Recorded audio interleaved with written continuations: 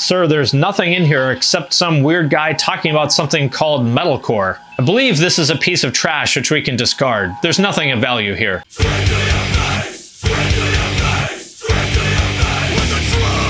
What's up, everybody? I'm Finn McKenty. This is the Punk Rock MBA, and today I'm back with another batch of viewer comments, questions, concerns, ideas, whatever. But before I get into it, I gotta plug my Instagram. I've been posting a lot more in there lately, so if you like this video or if you like any of my other videos, I would love it if you give me a follow over there. There's a link in the description. First batch is on my scene revival video where I talked about Seeyouspacecowboy and wristmeetrazor and talked about kind of the idea of maybe a scene revival happening in 29 scenes. So I got some great comments in this one. First one is from Clondell Dowries. Is this really scenecore? These new bands sound much more akin to the mid-2000s screamo grind scene. I think you may be a bit off here, Finn. Well, I think he or she is actually correct. I think I may have gotten a little bit ahead of myself, but only a little bit. Those bands are definitely drawing more from that early era, but that's scene version 1.0. Scene version 2.0 is definitely bound to come. Mark my words, it is going to happen. So if you want to be in with all the cool kids in 12 to 14 months from now when the scene 2.0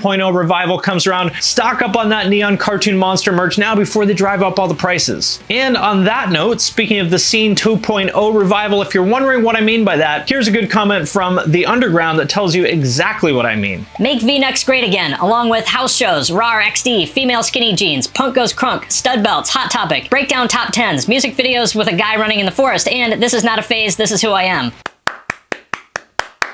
Bravo, well said. Do your part to make V-necks great again. Okay, next one. I don't usually comment on this kind of stuff, but I have to say something about this because it keeps coming up. Why is it okay for white people to be acting black and making rap now? I thought there was this huge thing where cultural appropriation was fucked up, and now you have actual emo kids crying to a rap song, trying to pretend like they're black, all for attention in their own gain. Watch them drop the act when it's not popular anymore. Guys, it is 2019. How is it still a thing that, like, we think that there's such a thing as acting black or acting white or whatever? Every time I mention rap, I get a bunch of comments like this, and honestly, it kind of shocks me. Like, maybe I'm naive, or maybe I live up in my bubble here in Seattle where there aren't people like this, but I'm kind of shocked at how many people there are in 2019 that apparently think this. So I honestly thought we were past this, but clearly we are not. Next one from Richard Griffith. Oh man, I remember when I first heard Christian hardcore, it was about 98, and I was playing Final Fantasy VII late at night and was listening to the radio. Help me grind sources in the sunken Galnica ship. I think that's the name. Wow, okay. To give you guys an idea of how uncool I was in high school, this reminds me a lot of how I spent like 9th grade. I was at my dad's house and I was playing Super Metroid on Super NES and listening to side B of Napalm Death's album Scum on cassette over and over again. So on Saturday night, that's what I was doing, listening to Napalm Death and playing Metroid. Next one from Ryan R. It's honestly way more edgy to be a Christian metal band in our godless society. The whole Satan and pentagrams thing was tired and banal long ago, and I groan when I see new bands doing that for their branding. It seems like the most low effort thing, and it's literally the opposite of edgy. They will receive no pushback. Like, is anybody actually shocked by this stuff? If you want to shock people in the metal scene, here's what you are gonna do. Be the guy who wears relaxed fit Dockers, drives like a 2002 Jeep Grand Cherokee, listens to 311, and then call August Burns Red Screamo. Next one from David Privets, again on the Christian Core video. I hate to use the term safe space, but the way you very carefully and meticulously put together this video is a nice reminder to myself as well as many others that regardless of our beliefs, music can be our safe space and common ground. So I'm actually really glad to hear that, and the comments on that video were really cool. You know, for obvious reasons, I was totally prepared for it to be like a shit show, and it wasn't. So yeah, thank you very much to everybody who watched the video and left cool comments like that one, and we are proving to the world that not everybody on YouTube is a shithead.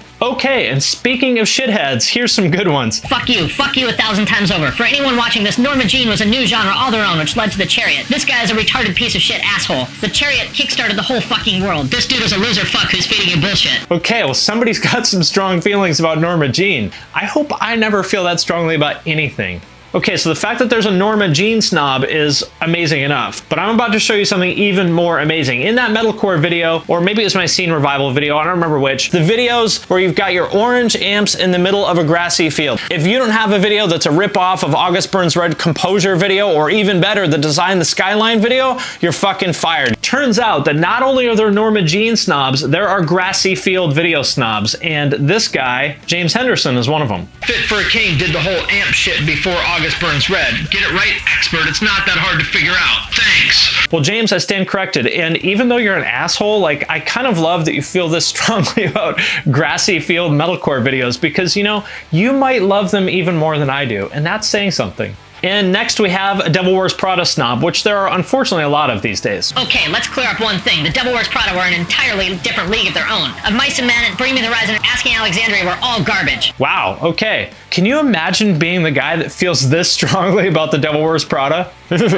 Next one from Sean Wayne, 1988. I identified with Screwdriver and GBH and Metallica Ride the Lightning. Probably why I get into so much trouble. I hated 90s punk then, I still don't like it. Did anybody else have a record scratch moment when he said Screwdriver?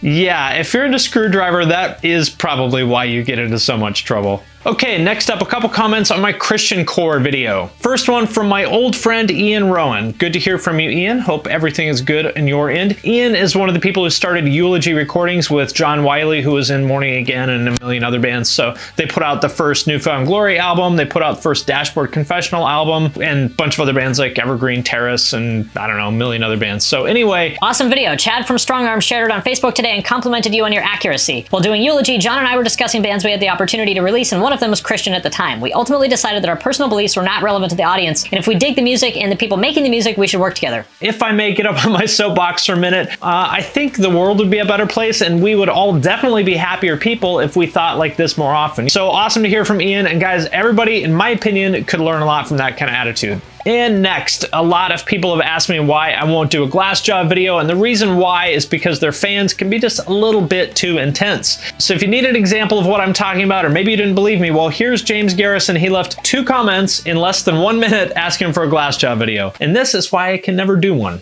And next up, a couple requests or ideas for videos. Let me know in the comments what you guys think of these. From LTT. A video on comps that change us would be awesome. Victory Style 2, the first 3 fat comps, Punkaramas, Vagrant, Lookout, Drive-Thru, Fearless, all of them. I love this idea. I definitely want to do this. Let me know in the comments if there's any particular compilations that you think I should include. Next from Ibanez Ninja. Sneaking in Turbo Nerd references like Dungeon Crawl Stone Soup is really the cherry on top of these great videos. Speaking of Turbo Nerds, anybody out there a Factorio fan? I had to actually uninstall that game because I got it a while ago, and like the first time I played it, I played for like 9 hours straight.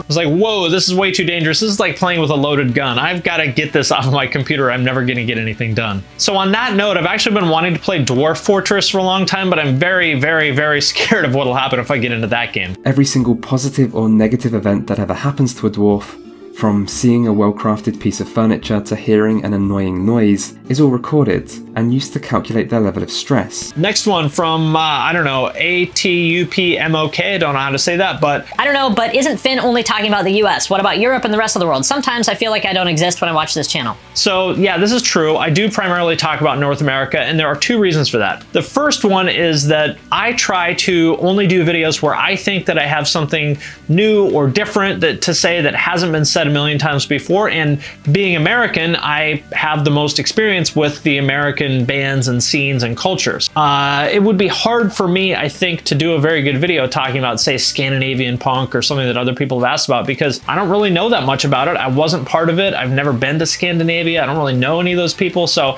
I feel like if I was to do a video about that, I would just be like reading Wikipedia and kind of piecing something together there. And I don't know, to me, that's not interesting. I don't think I would really be contributing anything with that. If there is an international band or scene that I think I can talk about in a, interesting way, then I'll definitely do that.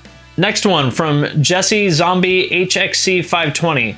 Would you consider making a video on FSU and the bands associated with them? Shattered Realm, Black My Heart, Donnybrook Hoods. You already know all that, just some examples. No, I will never make a video about that or DMS or any of these other crews or anything like that for reasons that I'm sure you can guess. Basically, for those of you guys who may not know what these are essentially hardcore gangs, and I just don't want to comment on that because there's just no good that can come of it. You can go read the Bridge 9 board rumors thread if you want to read pages and pages and pages of people talking about FSU and DMS and any other crew you can think of. No disrespect to them. I know some of those people and they've always been super cool to me, but it's just not a thing that I feel like I need to comment on. Next one from Color Me Lazy. If you didn't scream your lungs out to a 240p lyric video, I don't know what are you? Yes, or if you didn't discover your favorite new band by going through the top 20 deathcore breakdowns that go hard videos. And yes, of course in 240p. It's gotta be in 240p. And next one from Atomic Punk. Let this happen during the upcoming decade so we can have the roaring 20s, XD. Rawr. Can we delete that part? I regret doing that. Next, from Fusion Grooves. Hey Finn, what killed ska punk or just ska in general? I've gotten a lot of requests for a ska video. I don't know if I would do one because I did kind of like some of the third wave ska stuff back in the day, like Pie Tasters and MU330 and Mustard Plug, all that stuff when I was in high school a little bit, but I don't really know that much about it. I was never like super into that scene, so I don't know if I would be able to do a good job on that video, but a lot of people have requested it, so I will think about it. Next one from Dave Everson. My brother tipped me off to your channel 6 months ago, and I've honestly become a more positive and open-minded person from watching. Thanks again, and keep up the good work. Well, on that note, you know what makes me more happy, positive person is all the comments on this channel. So YouTube comments in general are absolute fucking trash, but I actually think the comments on this channel are pretty great for the most part. I share the haters because it's funny, but you know, by and large, the vast majority of people who comment are cool and smart and actually make me think of a lot of things that I hadn't considered before. So that's one of my favorite things to do, is read the comments. I read every single comment on the channel. I obviously can't or don't need to respond to all of them, but I read every single one of them. So to everybody who comments, thank you very much. I sincerely appreciate it. Next one from Rafael something Polish. From what I've seen, you insist on covering only the stuff centered around the post-2000-ish alt-metal pop-punk movements. Well, that's not entirely true. I talk about 90s stuff pretty often, I think, but it is largely true that I do focus on that stuff. And the reason why is because everybody has talked about the earlier stuff. And like I said before, I try to only talk about things where I think I can say something new and different that hasn't been said a million times before. And I don't know, does the world really need another guy talking about Fugazi or Black Flag or the Cro-Mags? I don't think so.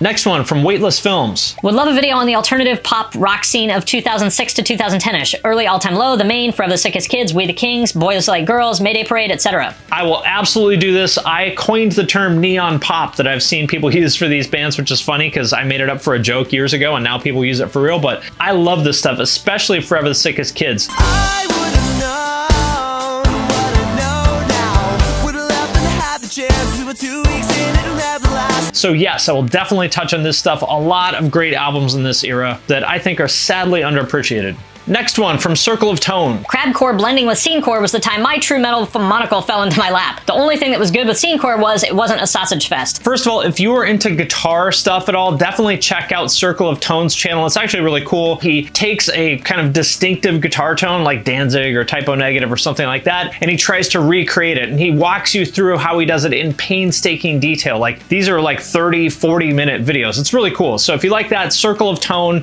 definitely check his channel out. I really like it. But he actually does raise an interesting point because it's true. This kind of stuff, the Scene 2.0 neon kind of era, that is the first time that you started to see a lot of women in the scene. But what's kind of not so cool is, and this tells you a lot about where the heads of all these male fans are at, they of course always talked shit on any girl that showed up at a Suicide Silence show or whatever. You know, they called her a fangirl, like assumed that because she's like a young girl, she couldn't possibly actually like Suicide Silence. And I can tell you from firsthand experience, that's just bullshit. I know lots of women who like this stuff. I mean, my wife loves like Born of Osiris and Beneath the Remains and all that kind of stuff. She likes Sumerian core more than I do. Next one from Ian Markowitz. What killed Slam? I don't know, but Slam is awesome and it would be super hype if you did a video if you can pull enough data and analysis. I could talk about Slam all day long, my friends, especially like that 2000 stuff like cephalotropsy, gorevent, esophagostomia, entorturement, repudiation, and of course, my friends in Devourment. So yeah, now that I think about it, I should do a video about Slam. What do you guys think? Who would like to see a video about Slam?